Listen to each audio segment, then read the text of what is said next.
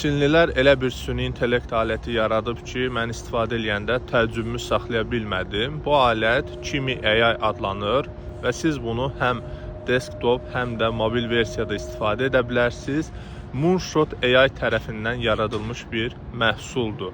Ən çox təəccübləndiyim isə onların təqdimat yaradan həllidir. Yəni yaratdığı prezentasiya, yəni həqiqətən də göz oxşuyurdu. Çünki dizaynı olsun, kontenti olsun.